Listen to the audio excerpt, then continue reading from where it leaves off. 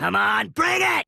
Hello and welcome, all you beautiful ladies and animals, to something that is a bit different, a bit odd, a bit, I don't really do this kind of thing. This is going to be kind of off the cuff, my opinion and reaction and blah blah blah blah type video, if you care at all about Gears of War and or my opinion about Gears of War, which you probably don't, but let me lay the groundworks for you. Okay? Because I started with Gears of War when I was far too young.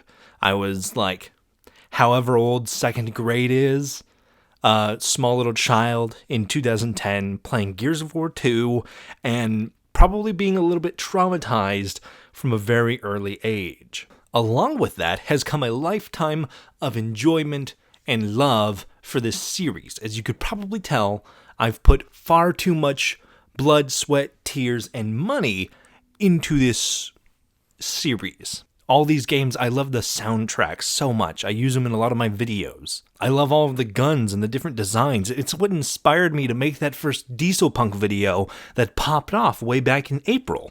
Basically, to sum it up, I love a lot about Gears of War. I'm very critical about it, and most of that is about the community that kind of exists within it, more so than the games themselves. Because I think a lot of people prop them up a lot more. Like they have very intense rose-tinted glasses whenever talking about these games. I, on the other hand, have kind of gotten a little bit bitter, so I kind of look at it with whatever the opposite of rose-tinted glasses are. I assume it's something filled with ash and embers and sorrow and despair and agony and pain and all that other good stuff. But anyways, today, while I stop, avoiding this subject, we're going to be talking a little bit about Gears of War E-Day, which is not going to be coming out until, maybe later next year, if not earlier in 2026. I don't expect it to be for a while. But if you were to ask me what makes a good Gears of War game and what would make Gears of War E-Day better, or what would make it good enough for me? Because if you ask me personally, my favorite Gears game is probably Gears of War 4. Obviously, I don't think it's the best Gears game. I think that's Gears 3. But Gears of War 4 is just my personal favorite. So what would you need to do in order to top that? Because I've put 1,000 hours into Gears 4. Truthfully, it's because I was a freshman in high school and I had fuck all else to do. But what could E-Day do that Gears 5 didn't, that lost me there? Well, that's what we're talking about. First of all, and this does not affect the quality of the game whatsoever. This has no impact on how well the game plays, how well it runs, how well anything else. It's a completely personal thing for me, but as you might know if you've listened to me talk a lot on streams or in different videos, customization in video games, it's like when it's done well, it's like crack cocaine to me. I will spend so much time playing Gears Tactics to this day. Not only because I think it's a fun game and it's fun to just get in and play like a mission or two when I'm, settling down, but I will sit there for hours and play Gears of War The Sims in Gears Tactics. I will spend so much time with that customizer because I just have so much fun with the customization in that game. Not even necessarily like the wacky colors and bullshit and patterns and stuff like that. I'm not asking for Color Splash to come back or Luchador Oscar, although, that'd be kind of based. Some sort of thing to like personalize it. I think Gears 5 did great with cosmetics, outside of some of the few that are kind of, they just look bad, like Thrashball Kate or anything. Gears 5 has some of my favorite cosmetics for the game, from like the Hollow Storm Clayton to the Hollow Rom to all of like the younger versions of characters, or like I really like the Desert Baird and stuff like that, like these characters in different outfits and stuff like that. And I think even just like a simple system, something like For Honor, which I really enjoy. I enjoy For Honor mostly for the customization. Something like that would fucking go hard in a Gears game. Excuse my language, but it would, and I feel like it would too. Even if it's just something as simple as like, oh, Marcus, let's take his bandana off. Instead of having like a whole separate skin, just give me a framework like the frames kind of in Halo Infinite, but like instead of different frames, do different characters, and then different characters have different bits you can swap out or whatever. I think that'd be fucking dope as hell. Whether or not they do that, who knows? But as for me, As for a hardcore Gears fan who loves all of the different armors and aesthetics and different options, as much as I enjoy and respect the classical system of picking skins and setting it up like that in a loadout style, giving more expression to the players would be fantastic. I don't mean like turning your gear like bright pink or anything like I said earlier, just like changing out the different bits of armor and being able to like create something that feels more to you, because if like the whole point of Gears is to be, boots on the ground, I think that would work really well for the game. It's not going to make the game any better or worse. I think it just makes the game feel better to play, like Space Marine 2. We've been playing it on stream. I don't know if you've been playing it, but it's a fantastic game. It doesn't need super in-depth Space Marine customization, but it's there, and it is a fucking fantastic little addition to have and just play around with. It wouldn't take anything away from Space Marine 2 if you took the customization out, but the fact that it exists makes it better. Second big thing that I want to see from E-Day is something that they kind of had in the trailers that I hope they can stick with and I hope they can make it work, is to add some sort of CQC system for fighting that makes you feel like you're struggling, but also changes up the regular gameplay dynamic. Because right now with Gears, you have 3 main buttons: aim, cover, shoot. You could use those 3 buttons, and I walking around, whatever. You can use those 3 buttons to get through all of the games. There is no reason for you to ever melee outside of the few times you have to chainsaw a loading screen door or do like really specific objectives on levels. There's no reason for you to ever really use grenades or even switch to your other guns outside of personal preference. There's not a single reason why you'd ever pick a weapon like the Enforcer over the Hammerburst or Lancer, purely because it's just worse than the other guns and it offers you no benefit. It doesn't really reload that much faster, it doesn't shoot that much faster, it doesn't do any specific type of damage. It does shock damage in Gears 4, but that was a very circumstantial thing. There's not a whole lot of benefits to it. I would like to see the guns and Gears along with the melee stuff, but I'd like to see the guns and Gears get not an overhaul, but like more attention to them. Something like in the way of like Doom Eternal, where different guns do different effects on different enemies. Like in Doom Eternal, if an enemy has a shield, you need to use plasma weaponry to destroy that shield. Or if they have like a hard hit point, you need to use the sniper assault rifle thing to hit that hit point to do extra damage. I would love to see if Gears had that. This is a complaint I had in my Gears 5 Years Later video that I wish was kept up with, because in Gears 5 you have enemies who have helmets and stuff, but the snub pistol is just as good at taking off the helmet as the Nasher shotgun from 20 feet away. What is the point of ever switching to like a marksman thing specifically to take off helmets if it doesn't matter? I can just use whatever gun I'm wielding at the moment, and it works just the same.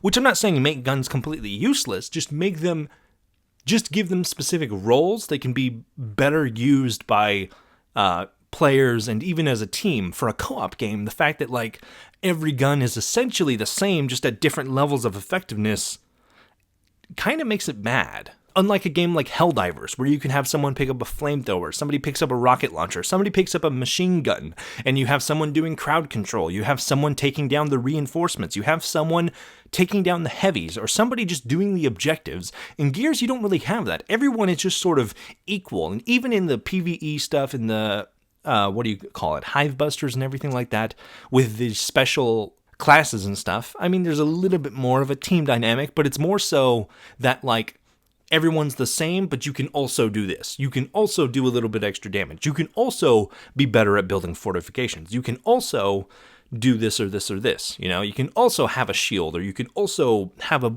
knife that's electric. Now, do they need to go the full arcade route and make every single character and everything stand out from each other? No.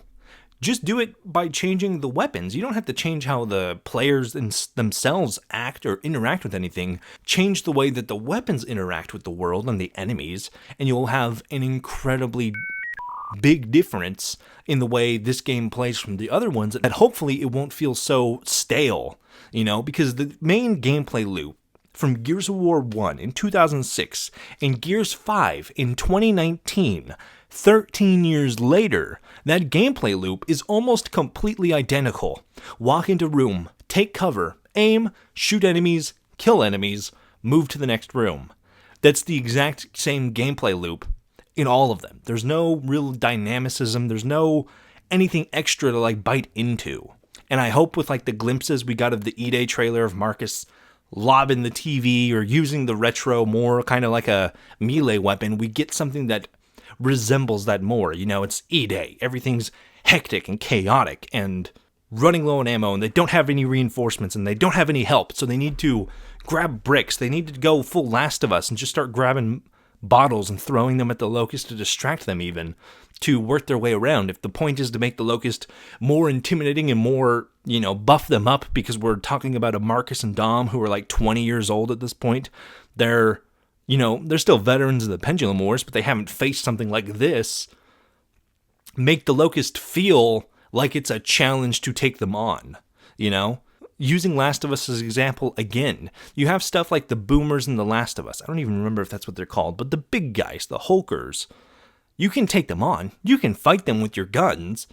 You just have to be careful about it, and you have to plan ahead and plan accordingly, because you can't just run up to them and shoot them in the face with a shotgun. I kind of want Gears E-Day to play like that.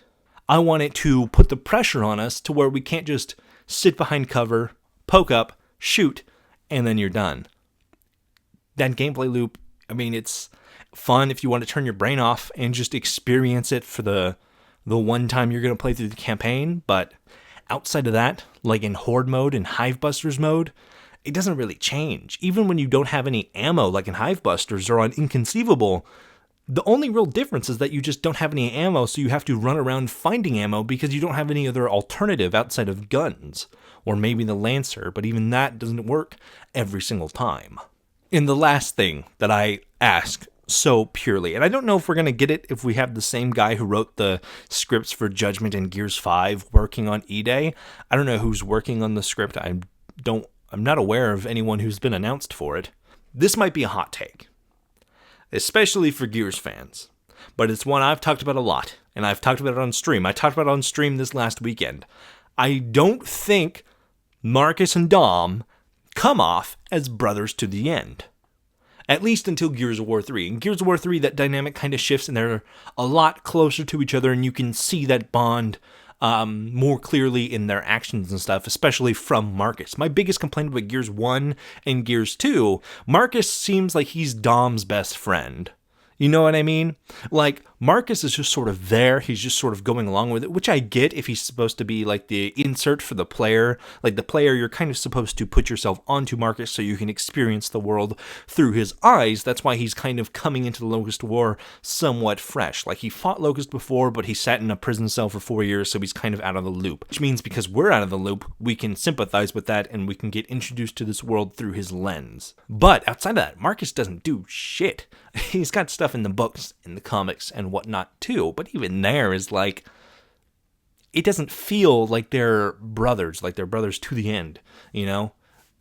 Even in like the gruff military way, you know, they're not an army of two, they're not, you know, any of the other duos that we have in a lot of gaming and stuff. They don't come close to any of them.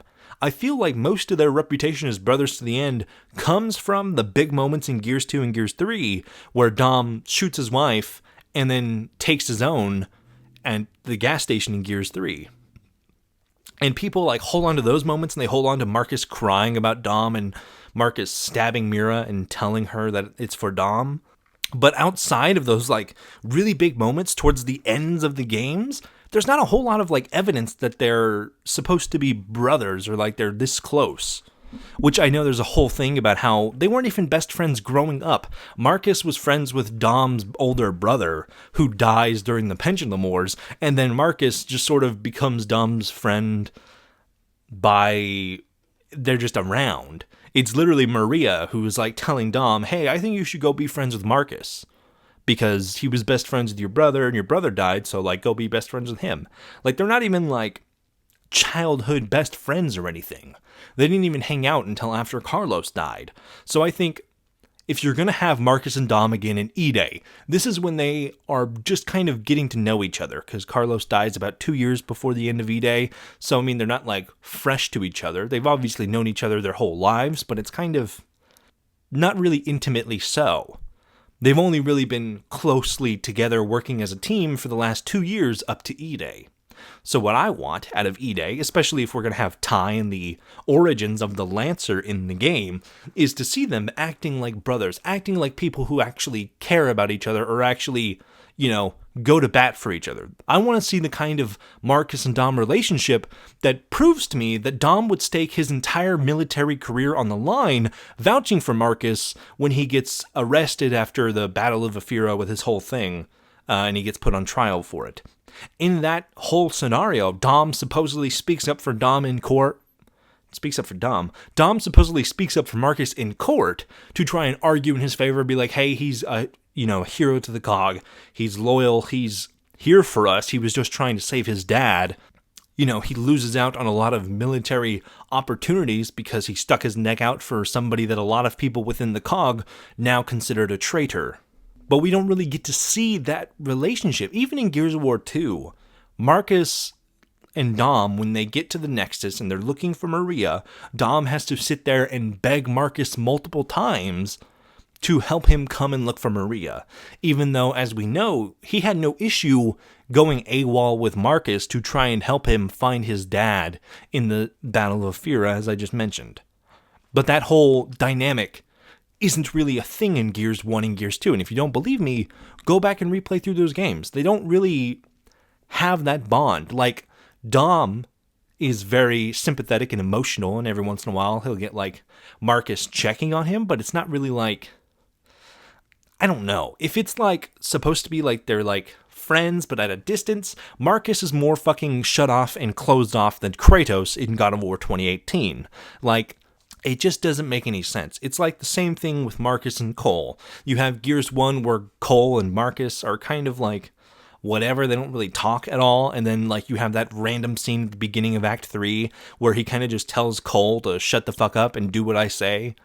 And they even acknowledge it's a bad thing. Barrett is come on, Cole, and then Dom's all telling Marcus to cool off, and then they just never bring it up again. Then the next time we see them, they're all, chuffy, and by Gears 3 they're talking they're best friends and they've been through war together, but it's we haven't seen them interacting in a way that would suggest they've gotten over this friction between the squads from the very beginning of Gears 1.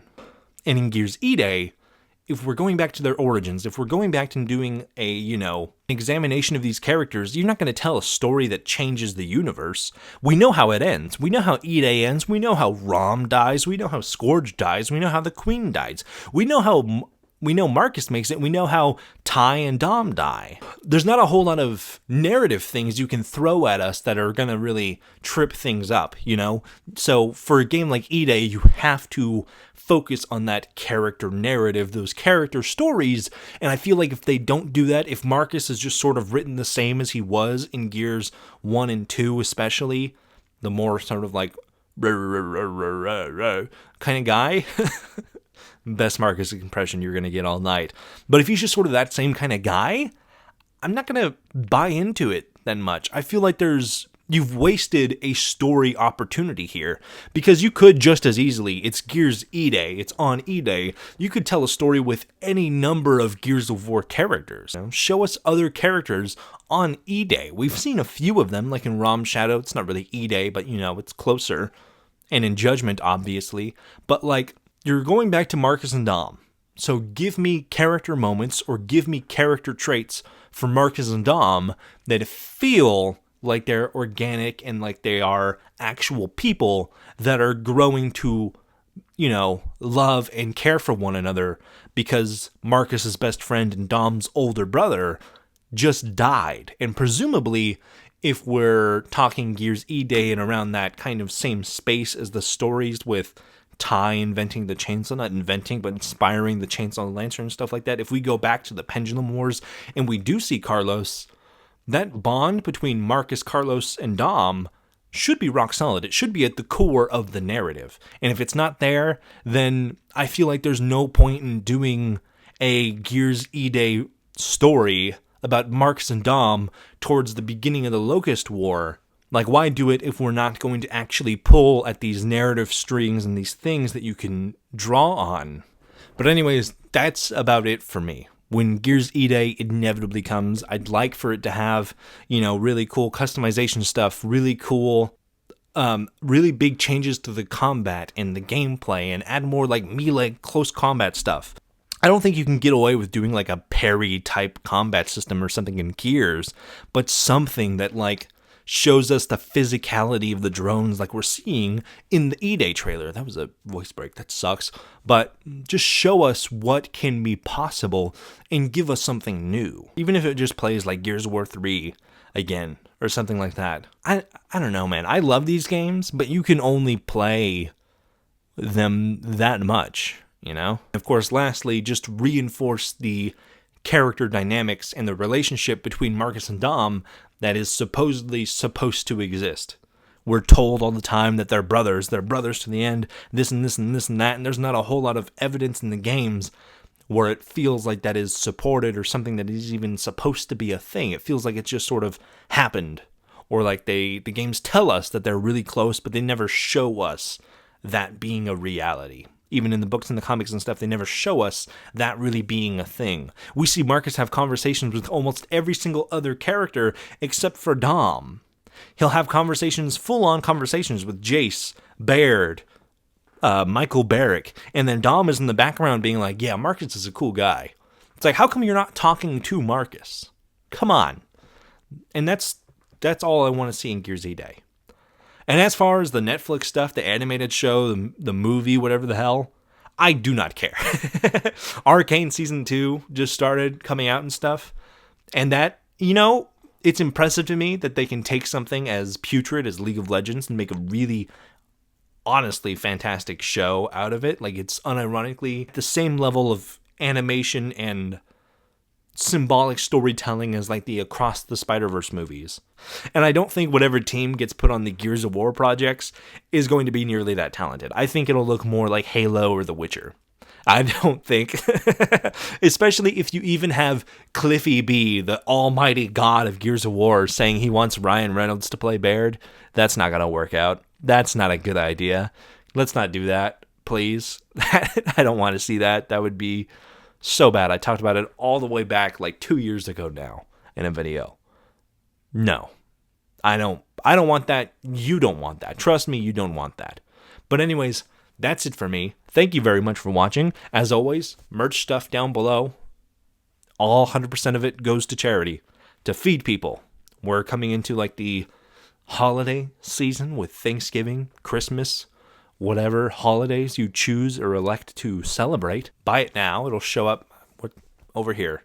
Buy a thing. It'll show up before the holidays. If you buy it now, you don't wait too long. 100% of the proceeds go to a charity, to food banks, to feed people who aren't able to purchase food for themselves as we get into these colder, harsher winter months.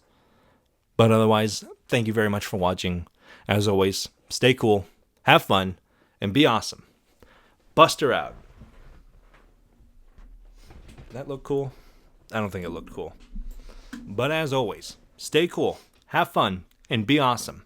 Buster out.